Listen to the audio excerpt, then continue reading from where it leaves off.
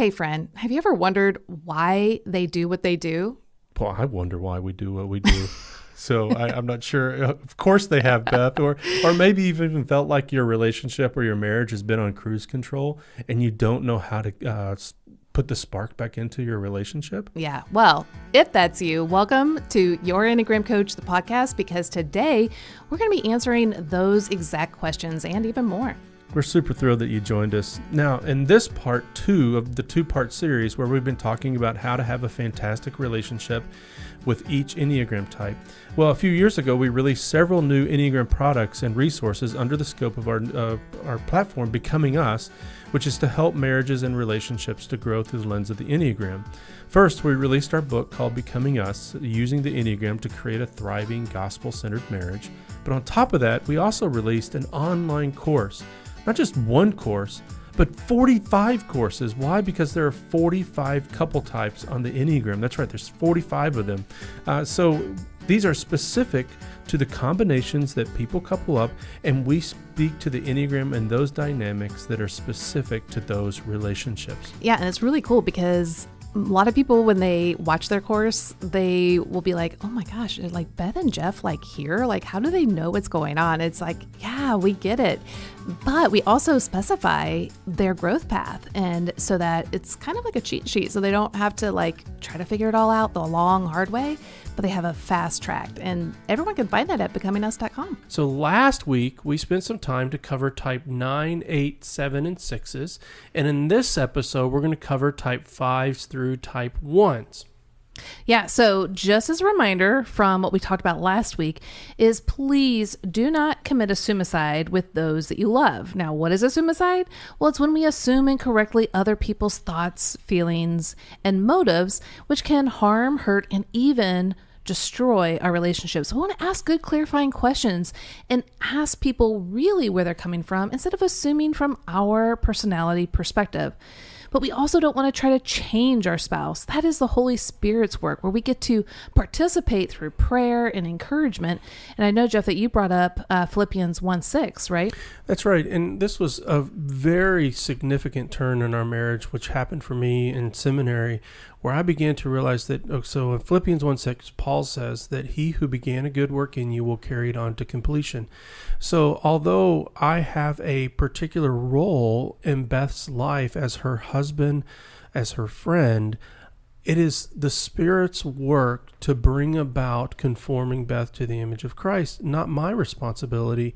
And it changed my perspective on our marriage. Rather than trying to change Beth or change our children, I have the privilege of coming alongside what the Spirit is already doing. Yeah. And we also don't want to use the Enneagram as a sword or a shield. We don't want to use it as a sword where we're harming and making fun of, being sarcastic with others about their type. This is very sensitive stuff. We want to be very gentle and kind and forbearing, but we also don't want to use it as a shield and go, this is just who I am, just take it or leave it. That is not gospel transformation. Christ calls us to be more like him by renewing our mind and allowing the Spirit to work in and through us. So our hope in putting these 2 podcast episodes on how to have a fantastic relationship with an Enneagram type is to help to give you 3 things. Number 1 is understanding. I love how John Gottman refers to it. He calls it love maps. It's understanding your spouse's interior world. Now, I know that many of us have benefited from something like the love languages, which is super helpful. The Enneagram really takes that whole conversation further and applies it to all kinds of dynamics in our relationships. And so by going through these, this isn't going to be simply the workbook on your spouse on how to love them, although it's going to really be beneficial and move the ball down the court. But we do promise this, that there are opportunities for you to gain more understanding about your spouse. Secondly, compassion. Now we're going to talk through your type, and so you're going to see and be able to communicate to your spouse, helping them to understand you, but also it's going to help you to have compassion for your spouse. I mean, it's so often that we hear from marriages, I wish we knew this sooner. Now I understand why you struggle the way that you do. Now I understand our patterns. And compassion simply always trumps criticism. And then lastly, encouragement and affirmation. We want to help you to see what God is doing in the life of your spouse so that you can come alongside the Spirit's work in your spouse's life to affirm, enhance, and love and celebrate what's happening in your spouse's life. And so we hope that this is going to be super helpful information for you. Beth, why don't you tell them a little bit about what we're going to cover? Yeah, so last episode, like we said, we covered 9, 8, 7, and 6 in these categories that I'm going to tell you. But this episode, we're going to do obviously 5 all the way down to 1. And what we're covering is each type's core motivations. This is the core fear, core desire, core weakness, and core longing. The things that activate your heart, whether towards positive or negative thoughts, feelings, and behaviors. And so that's really key stuff. This is what's activating you. But we also cover each type at their best and when they're struggling. Then we also talk about how to relate to them, how to remind the spouse or the other person the truth of the gospel, how to improve communication with them, how to relate to them in conflict, and last but not least, how to show them love. Because a lot of times we offer the love we want to get, but it doesn't necessarily translate well to the other person. So now you're going to get an inside scoop of how to love them well. Great. So let's start off with type 5s. Yeah. All right. So type 5s, the core motivations of the type 5 is that the 5s have a core fear of being ignorant, annihilated, invaded, obligated, and incapable. They have a core desire to be competent, capable, knowledgeable, and insightful. But they can trip on their core weakness of avarice. And this is where they feel that they lack inner resources and that too much interaction with others will lead to catastrophic depletion internally. So like their internal battery will just go to zero and they can't replenish it. So they're going to hold on to their resources and minimize their needs. But what they long for, their core longing, what they long to hear is your needs are not a problem. So here are some opportunities for you to affirm the type 5 in your life when you see that they are being analytical, persevering, their sensitivity, their wisdom, being objective, perceptive, and curious. But there are times when type 5s will struggle and they're going to need your encouragement. Whenever they're intellectually arrogant, sometimes they can come across very sharp with people. They can be stingy with resources, perhaps stubborn and not wanting to open up their lives to other people. They can be distant, sometimes critical of others, unassertive, and cynical. Now, those are opportunities not necessarily just to criticize your spouse, but actually opportunities to move towards them because their hearts are misaligned with the truth of the gospel. So here are some great ways that you can remind type 5s of the truth of the gospel. First of all, type 5s are tempted to think that it's isolated time alone that will be able to replenish them, when in reality, Jesus says, I'm the way, the truth, and the life. And so replenishment comes through Christ in relationships whenever they feel depleted. Next, remind them that God gave them the incredible gift of observing the world and conceptualizing it. Now, that's really important because it's a gift. It's a gift that's intended to be given to others. Why?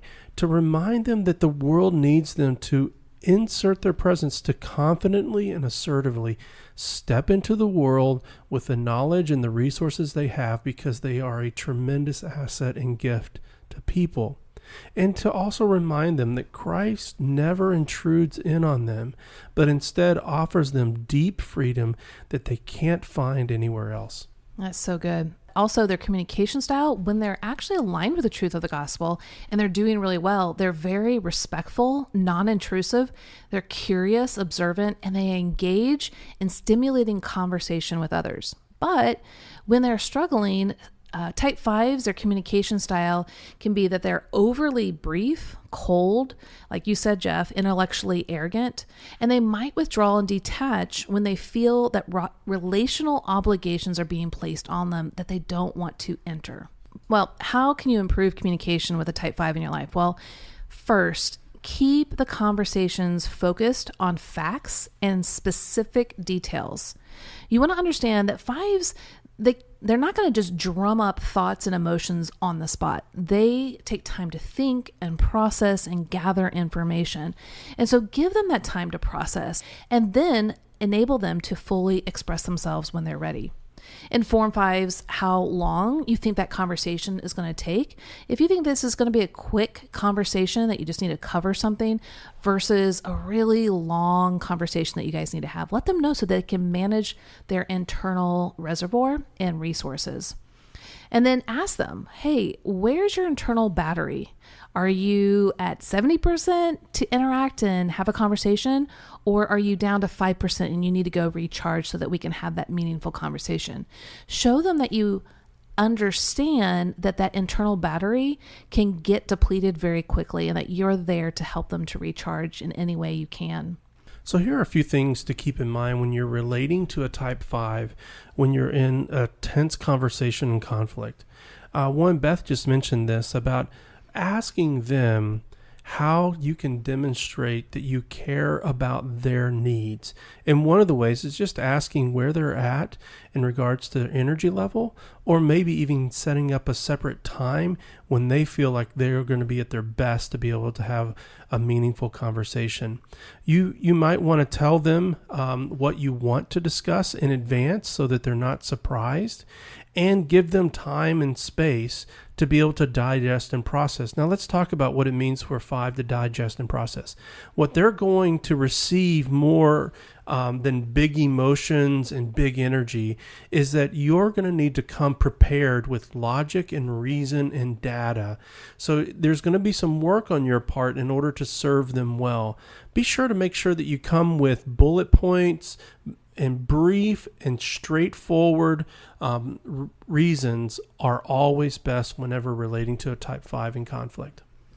Great. And then last but not least is how to show the type 5 in your life love. Well, a great thing is to be independent and not clingy, to show them that you can hold your own because that's what they're doing. But they also have this internal thought that their needs are a problem. Let them know that their needs are not a problem, that you're there to serve and love them well. And then give them some space, time, and privacy to recharge without interruption. And without interruption is so key because it's kind of like when we plug our phone in at the end of the day and we're letting it recharge. If we just unplug it after 5 minutes, it didn't do anything. And so for the 5, they really need that uninterrupted time to recharge, to think and process their thoughts and feelings. Because during the day, they've actually put their thoughts and especially their feelings to the side, and they need that time to go through them to then process and be ready for that relational connection later. Well, 5s, we love you. We're so thankful for you. You mean a lot to us. And so we hope that this was helpful in helping the others in your life to love you well. Well, let's look at how to have a fantastic relationship with a type 4. Yeah, so type 4s, their core motivations. The core fear of the type 4 is being inadequate, emotionally cut off, defective, and mundane. But their core desire is to be unique, special, authentic, significant, and original. But they struggle with the core weakness of envy. And this is where they feel that they're tragically flawed and there's something foundational missing inside them, and that others possess the qualities that they feel like they're lacking. And so I talk about this with people is that, when you put a puzzle together, at the very end, you're excited, you're almost done, but you find there's a missing piece in the middle and you're like, oh, it was almost there. Well, that's kind of how a 4 feels inside. They feel like there's something tragically missing and flawed. And what they long to hear, their core longing, is you are seen for exactly who you are, special and unique. Well, here are some areas where you can affirm and encourage your type 4 spouse. One, when they're at their best and they're authentic, compassionate, introspective, expressive, creative, supportive, and refined. But sometimes 4s are going to struggle a bit and their heart's going to get misaligned with the truth of the gospel. And so what that's going to look like is they're going to be withdrawn. They may have exaggerated moods. They may be depressed, self-pitying, moralistic, self-absorbed, and possessive. Now, when these things show up, this isn't a time for you just to criticize or to withdraw your presence, but rather to move towards them with kindness, with patience, with curiosity, to understand what's happening, and to offer the kind of encouragement that we're going to talk about in here in a little bit on how to affirm and love them whenever they're struggling. Well, and whenever certain negative things may be happening in your relationship with a type 4, these are actually opportunities to remind them of the truth of the gospel. So be sure to remind them that Christ didn't make any mistakes. I remember a phrase from seminary: God does not make junk, and he doesn't junk what he has made. Christ made them uniquely and specifically, and to remind them that they are flawless and beautiful. Remind them that their tenderness, that their raw emotions, and their empathy actually reflect Christ and can bless others. Now remind them also that their ability to sit with others as others experience suffering and grief captures the heart of Christ for others in a very tangible way.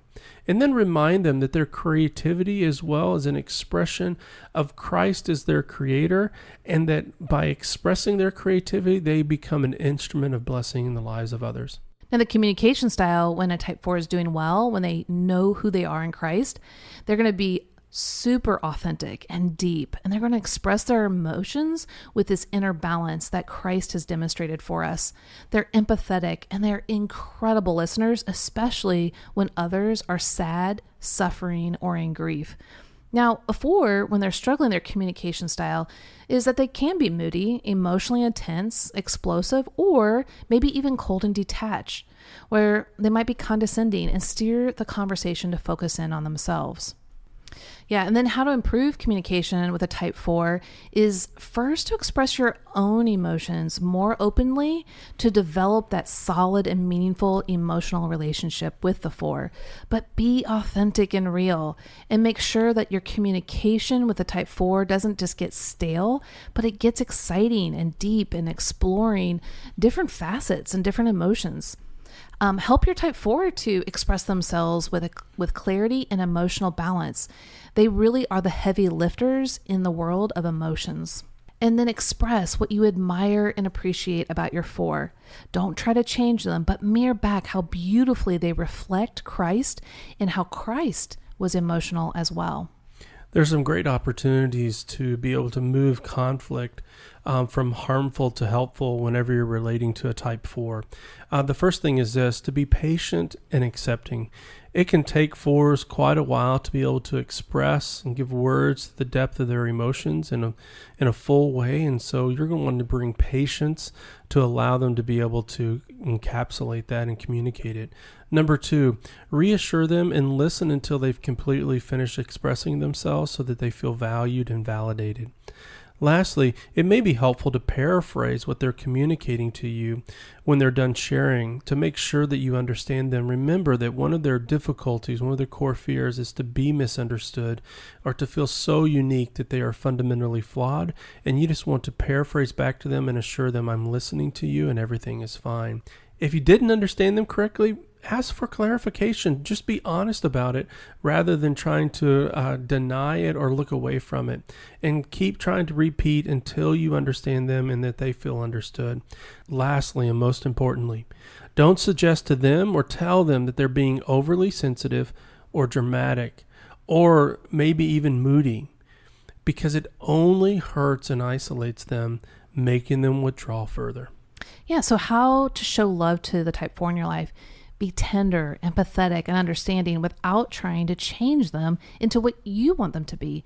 See them for who they are. See them for what God has made them to be, and acknowledge it and show appreciation to them. Now, don't flatter them. They want authenticity and realness, but show them, encourage them, reinforce that there is nothing missing inside them, that God created them exactly the way He wanted to. Beautiful, special, and unique. And then offer them the ability to express themselves with creativity, vision, and deep intuition. And then allow them the space to feel their emotions. Encourage them to see Christ in the Gospels and how Christ was emotional but used his emotions with balance. We love you, 4s. We're so thankful for you in our life, and we hope that this will help those in your life to love you better. Great. So let's move on to type 3, Bethy. All right. So type 3 is the core motivations of the type 3. The core fear is being a failure, incompetent, worthless, inefficient, and not admirable. but your core desire is to be successful, efficient, valuable, and admired. Now, this can go into the core weakness of deceit. But deceit for you really means that you're deceiving yourself into believing that you're only the image you present to others. So you feel this need to embellish the truth by putting on a polished persona for everyone to see and admire. What you long to hear is that you are loved for simply being you. So here's some ways to affirm your type 3 that's in your life. 1, when 3s are at their best, they are optimistic, self-affirming, industrious, efficient, self-propelled, energetic, goal-oriented, and team-building. But they also have this other side to them that can be surprising to people. But this is an opportunity, as I've said before, for you to engage, not necessarily withdraw, nor to simply criticize. So when you see a type 3 struggling, you're going to see deceptiveness. You're going to see them self-promote. They might be pretentious or vain, superficial, exploitative, overly competitive, and a workaholic. These are signs that their hearts are misaligned with the truth of the gospel, and it presents an opportunity for you as their spouse to be able to engage them with kindness and compassion. So how to point a type 3 back to the truth of the gospel? Well, number 1, remind them that their value and their worth are not tied up in their accomplishments, but it's tied up in what Christ has accomplished on their behalf. Secondly, be patient with them as they begin to learn that they can be loved simply for being themselves. They've always felt this need to perform, so you being kindly and warmly present with them whenever success hasn't been achieved, when they've experienced failure, is going to be a real gift for them to be able to authentically and honestly share what they're feeling. Next, be their biggest encourager as they discover their true and authentic self. Be able to support them whenever it emerges and be an instrument of Christ, of assurance and affirmation, because it's going to be scary for them. And then lastly, just as Christ delights in them and who they are, so delight in them as well. Show them that you affirm and see how God has uniquely created them. But when they're misaligned with the truth of the gospel, their communication style can be where they're more self-promoting and patient with emotional or lengthy conversations.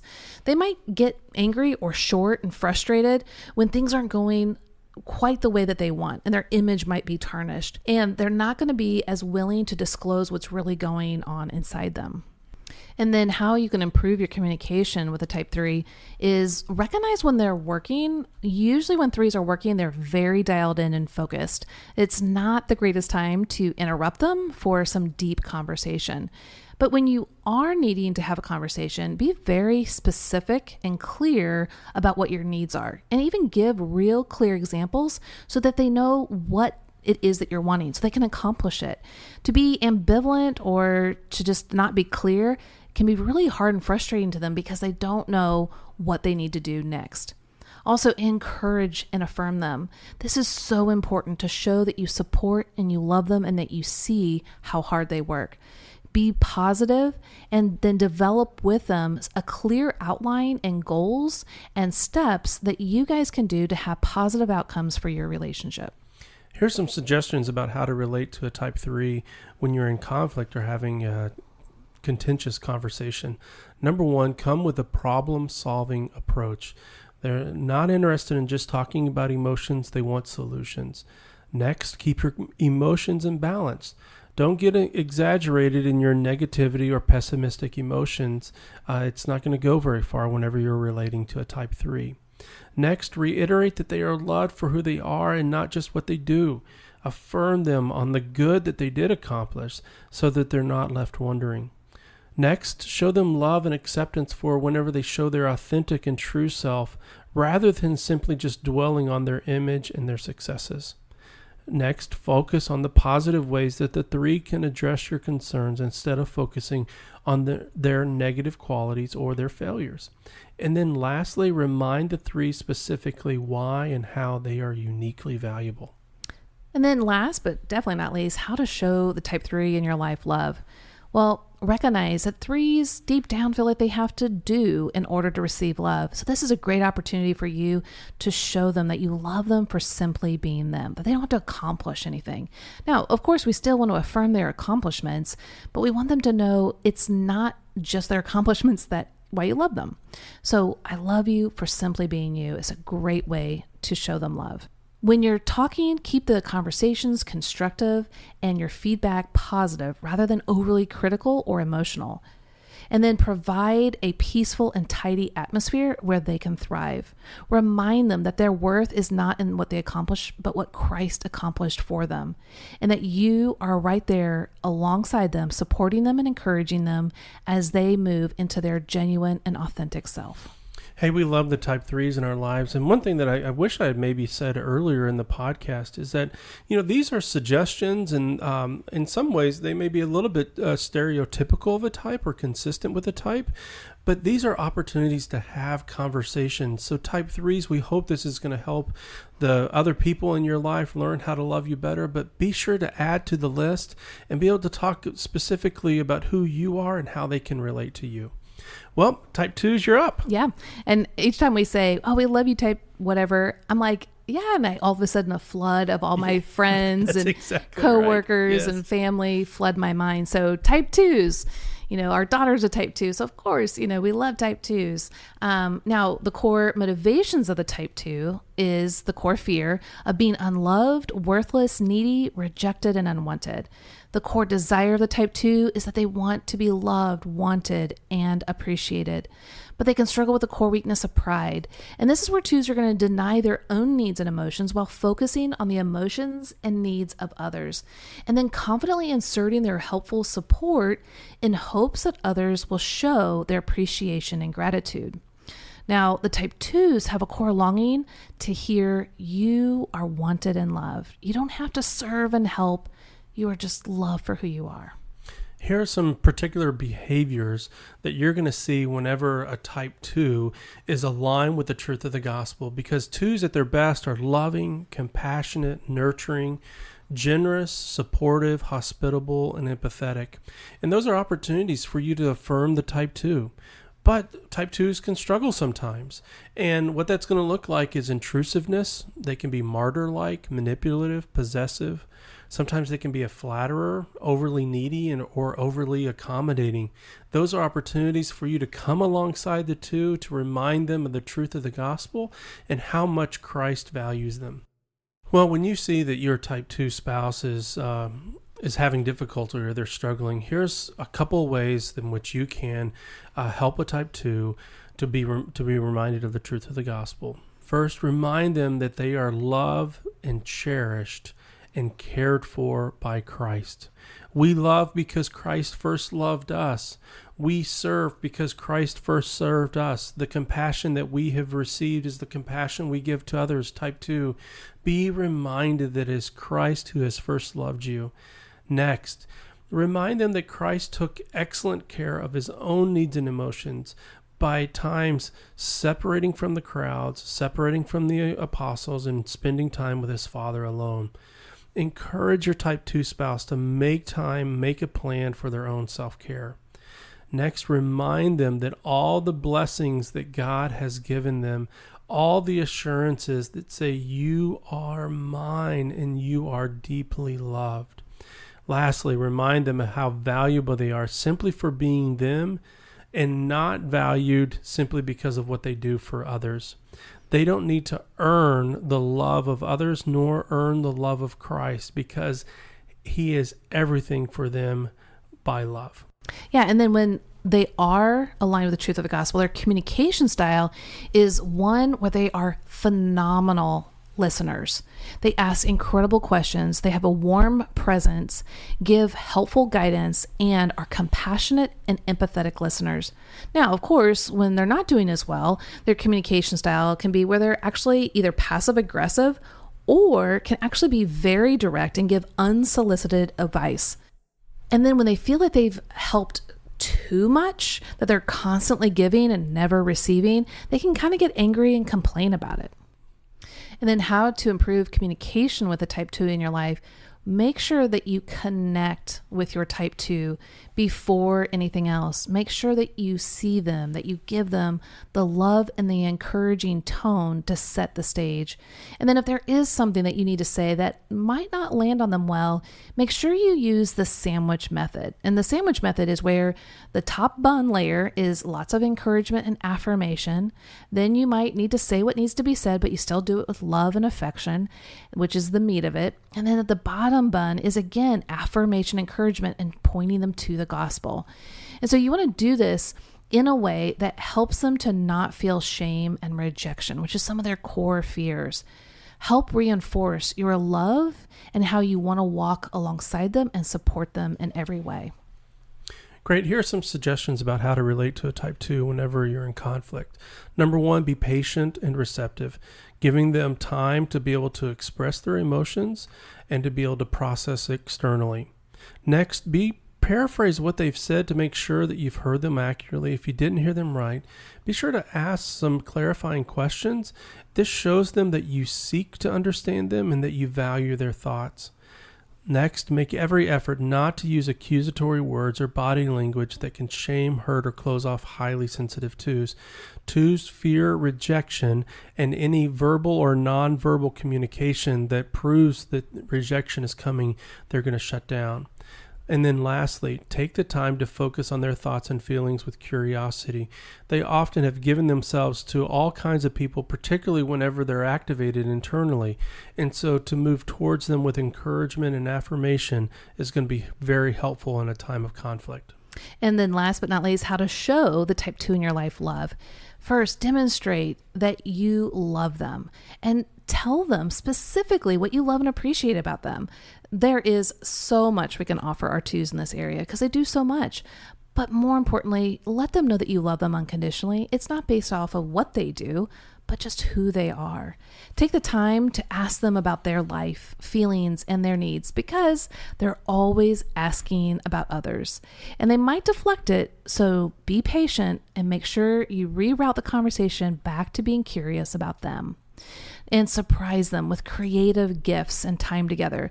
If you just take some time to back up and think about all that 2s do, they have this superpower of knowing what others need and want and giving it to them.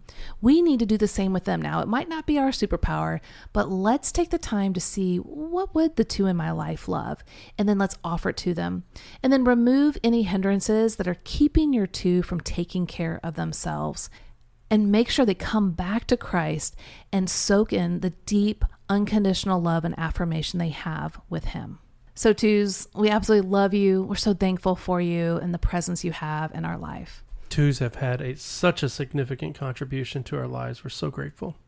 Alrighty, type 1s, you're normally first, but you're number 1 in our hearts. So last but not least, type 1s, the core motivations that you have is the core fear of being bad, evil, corruptible, and wrong. You have a core desire to have integrity, to be good, ethical, moral, and right. And the core weakness that you have is resentment. And this is where you're repressing anger that leads to continual frustration and dissatisfaction with yourself, others, and the world for not being perfect. And your core longing, the message you long to hear is you are good. Well, here's some ways to see whether your type 1 spouse is at their best or at their worst when they're aligned with the truth of the gospel or misaligned with the truth of the gospel. When their hearts are aligned, they are ethical, reliable, productive, wise, idealistic, conscientious, and self-disciplined. These are things to affirm in a type 1. It means they're doing well. They're at their best. But they do have a darker side where they can become more judgmental, inflexible, dogmatic, critical of others, uptight, controlling, and picky. Now, what's interesting about a type 1 is that if these behaviors are showing up, that's because they've been that critical of themselves, that inflexible towards themselves, that they're that dogmatic towards themselves. Now it's coming out towards you. So this is an opportunity. Although all love will demand sacrifice, this is an opportunity for you to move towards them, even if it may be uncomfortable for you. Here are some ways in which you can point to type 1 back to the truth of the gospel. Number one, remind them that there is no more condemnation for those who are in Christ Jesus. That despite the voice in their head, the inner critic that reminds them of all the ways in which they didn't live up to the standard, in Christ there is no more condemnation. Next, remind them that when God looks at them, He only sees Christ's perfect righteousness imputed to them. They are clothed in His righteousness.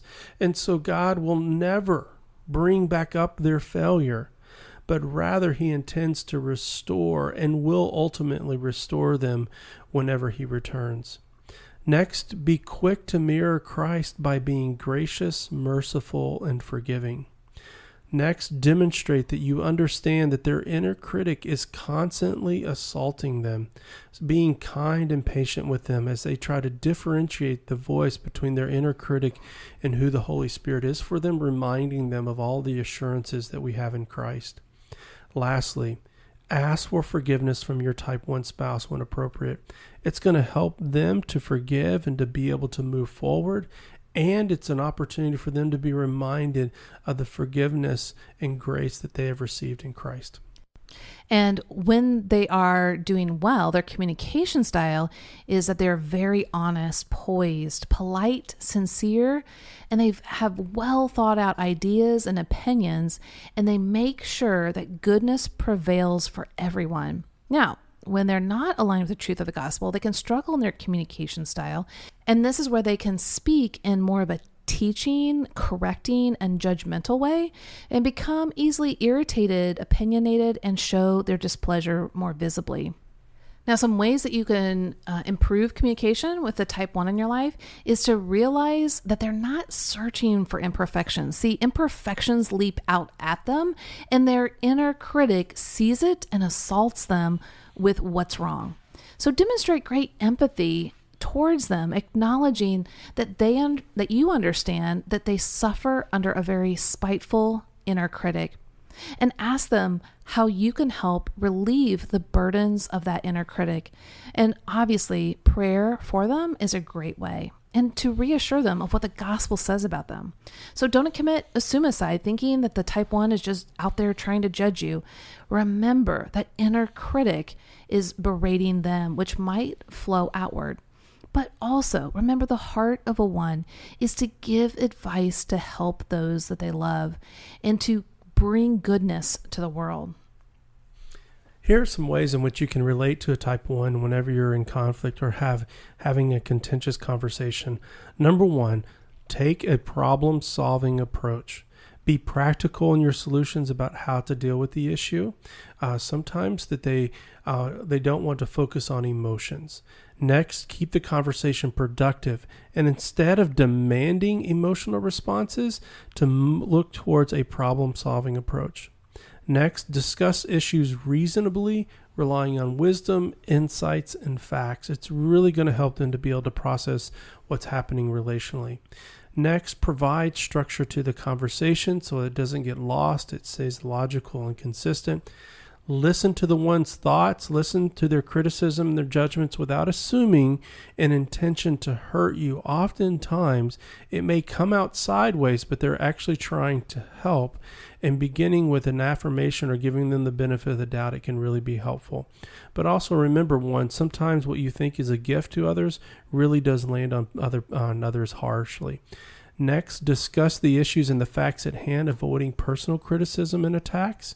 And then lastly, demonstrate your awareness of their inner critic's never-ending list by being gentle, kind, gracious, and a good listener. And last but not least, how to show the type 1 in your life love. First, take your own responsibility seriously. Then, point out how good, responsible, and thorough the type 1 is in your life. Understand that criticism is a sign that their inner critic is tormenting them, and that you love them, and that Christ loves them. Ask for forgiveness quickly when you've done something that needs reconciliation. And then remind your type 1 of Christ's unconditional love, his grace, and how what he has done, his life, death, and resurrection, erases their sins and gives them his righteousness so that they are free and they can be childlike.